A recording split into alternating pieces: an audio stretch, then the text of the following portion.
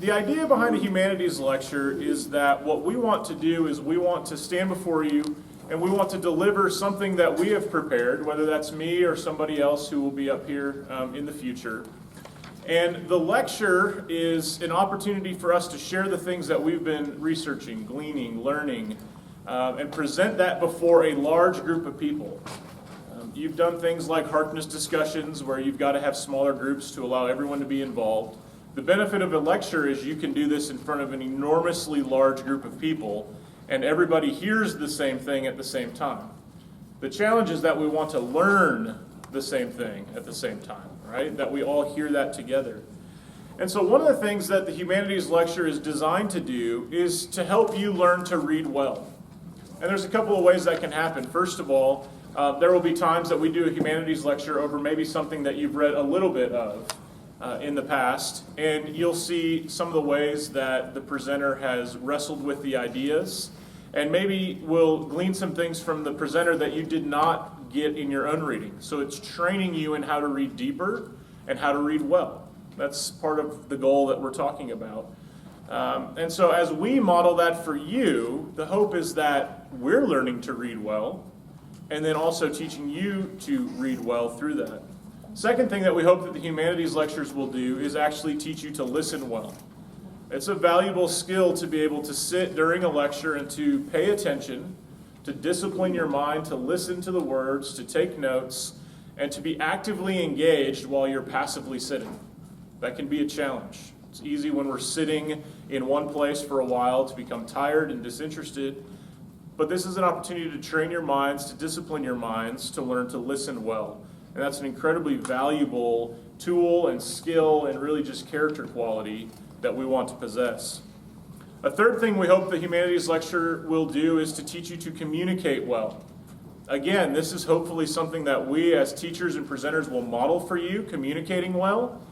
But it's also an opportunity when we break up afterwards into Harkness discussions for you to then begin speaking about these things and to learn to communicate well also. A fourth thing we want the Humanities Lectures to do is to learn to integrate knowledge from various disciplines. And so I'll talk a little bit more about this in just a moment, but we'll be talking about things from philosophy and literature and ethics and history and a variety of different disciplines, but all the time we'll be seeking to integrate those, teaching you what that looks like, so that you can learn the idea of bringing them together. So we don't have all of these discrete subjects that sometimes is our view of education. Right? You have history class and I get a grade, and I have worldview class and I get a grade, and I have literature class and I get a grade, and Latin and mathematics and science and all the rest. We can begin to think of them as isolated disciplines, and we get a grade in each one, and we might say things like, well, I'm a good literature student, but I'm not a good math student. Or I'm a great science student, but I don't do so well in worldview. And begin to actually pigeonhole ourselves into, I think, less than helpful generalizations. The idea is we want to be well-rounded learners, and part of that is learning to see how these various disciplines, academic disciplines, actually fit together. And so we hope that you learn to integrate knowledge, and again, we hope to model that in some of what we do. And then a fifth thing, and I think this is one of the neatest things that we're able to do at this school, is that we hope to build relationships in 7th through 12th grade. One of the opportunities that we have with the Humanities Lecture is to get all of 7th through 12th grade together. And then when we break up in Harkness discussions by your house, you'll actually be in a mixed group of 7th through 12th graders.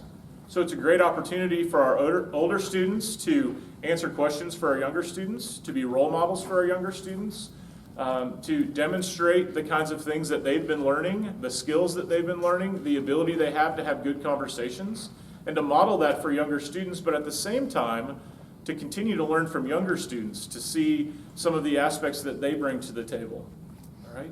Kind of excitement, a newness to learning, some of the wonderful knowledge that they have that they've been bringing up from some of their lower school K through 6 education that perhaps you either didn't receive or it's just a few years further removed and you don't quite remember it.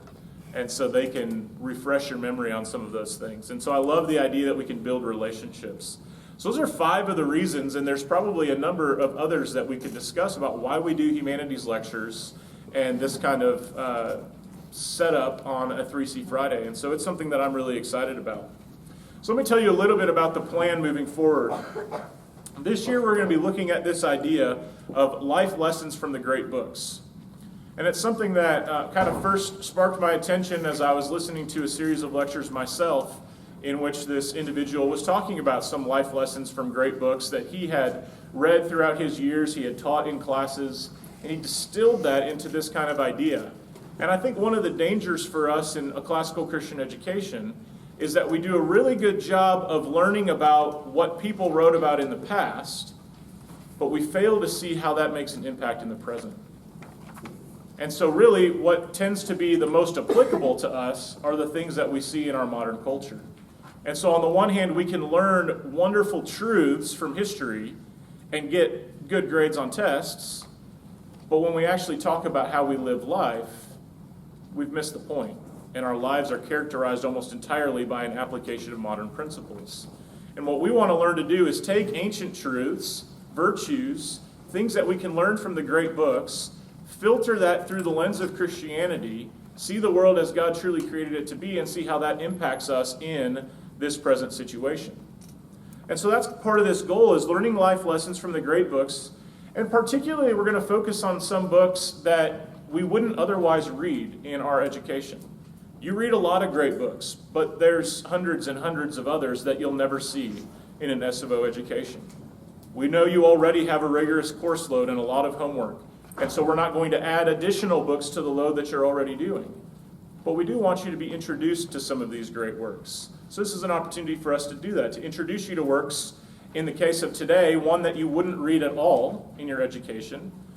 In the case of what Mrs. Carey will do at our next 3C Friday, something that freshmen read a little bit of, and then in December, one that you read a little bit more of, all right? And so today I'm going to be talking about the Oresteia by Aeschylus, and I'll introduce that more formally when I actually begin the Humanities Lecture. Then we'll be looking at the Histories by Herodotus and the Peloponnesian War by Thucydides. Mrs. Carey will do that for us next month at our 3C Friday. And then over the course of the rest of the year, we'll be looking at the Republic by Plato, the Physics by Aristotle, the Nicomachean Ethics also by Aristotle, and then the Aeneid by Virgil. And some of these you read portions of, some of them we wouldn't have read anything of. And so the goal is to introduce you to some of these great books of the ancient world this year, and then we'll see how that goes, and perhaps next year we would move into the medieval and Renaissance world and cover some books that you wouldn't have seen there. And can introduce you to some great books, some great literature, perhaps things that you'll then want to pick up and read on your own. That's at least one of my goals, is that you might be so excited by the things that you hear in these lectures that you'll pick up that book and not only want to read it, but feel that you're equipped to read it because you've had some help. So that's where we're headed over the course of this year with our humanities lectures, and I hope that that's something that you find exciting and that it will provide a great stimulus for conversation, not just in your class, but amongst the 7th through 12th grade upper school.